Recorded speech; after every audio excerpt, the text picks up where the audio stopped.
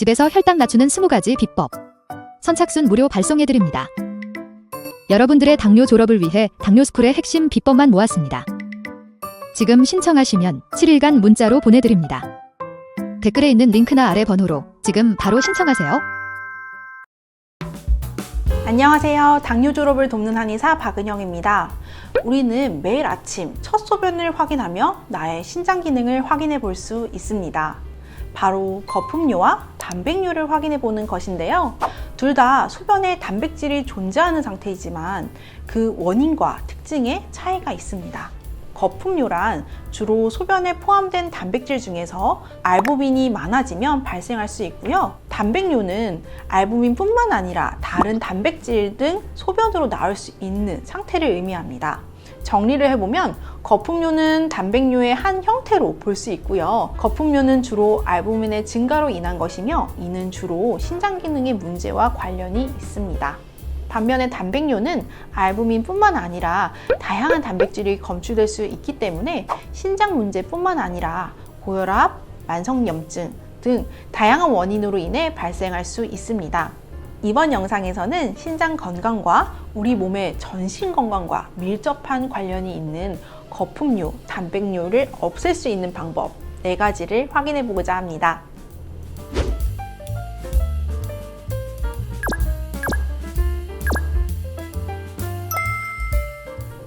첫째, 단백질 파우더를 줄이고 건강한 단백질을 섭취하기입니다. 최근 근육의 양이 건강이다 라는 인식이 확산됨에 따라서 근육량을 늘리기 위해서 다들 굉장히 노력하는 분위기인데요. 그래서 단백질 섭취를 정말 중요하게 생각하세요. 끼니마다 단백질도 챙겨 드시면서 단백질을 더 많이 섭취하시기 위해 단백질 쉐이크도 추가로 섭취하는 경우가 종종 있는데요. 그렇게 단백질 비율이 높은 식사를 하면서도 추가로 또 단백질 쉐이크 또는 단백질 파우더까지 섭취를 하신다면 단백질 섭취 과다로 이어질 수 있겠죠? 단백질 섭취가 너무 과다하면 심장에 부담이 된다는 점입니다. 여러분께서 건강한 식단으로 단백질을 잘 섭취하고 계신다면 신장 건강을 위해 단백질 파우더 섭취는 줄이거나 피해 주시기를 바랍니다. 둘째, 신장 기능 회복을 위한 한약 치료입니다. 신장 기능은 한 번 떨어지면 정말 회복이 매우 어렵습니다. 그래서 신장 기능이 본격적으로 떨어지기 전에 거품료와 단백뇨 단계에서 잘 치료하는 것이 정말 중요한데요. 한약 치료를 해보면 거품료, 단백뇨 환자분들이 호전되는 경우가 정말 많았습니다. 한의학에서는 소변 기능과 신장 기능을 개선하기 위해 육미지황탕이라는 처방을 많이 사용하고요. 추가로 오약과 익지인이라는 약재를 사용할 수 있습니다. 축천환이라고 합니다. 하지만 중요한 점은 거품료와 단백뇨가 있다면 신장 합병증으로 이어질 수 있다는 점입니다. 그래서 거품료와 단백뇨가 나온다면 특히 더욱 초기 단계인 거품료가 나온다면 빨리 신장 기능 개선을 위한 한약 치료를 고려해 보시기를 바랍니다. 셋째, 충분한 수면을 더불어 건강한 생활 습관을 유지하는 것입니다. 충분한 수면을 통해 만성 피로를 회복하는 것은 거품료와 단백뇨를 줄여주는 것에 정말 큰 도움이 됩니다. 2017년 미국의 한 저널에 실린 연구 결과에 따르면 수면 중 자주 깨는 수면 분절이 있는 만성 신장병 환자는 말기 신부종 발병 위험이 증가했고요. 이와 함께 수면 시간이 짧을수록 신기능이 급격히 악화된다고 합니다. 만성 불면증과 신장 기능 저하의 연관성을 살펴본 연구에서도 만성 불면증 환자는 신장 기능이 저하될 위험이 불면증을 동반하지 않는 사람들보다 1.43배 높았는데요. 또한 만성 불면증 환자는 신장 질환으로 인한 사망 위험 역시 1.43배 증가했습니다. 그래서 신장 기능 저하가 걱정되는 당뇨인이라면 다른 그 어떤 것보다도 반드시 수면 상태부터 개선해야 합니다. 또 특이한 점은 2023년 일본의 연구 결과에서는 8시간 이상의 수면이 오히려 만성 신장병에 의한 사망 위험을 높일 수 있다고 합니다.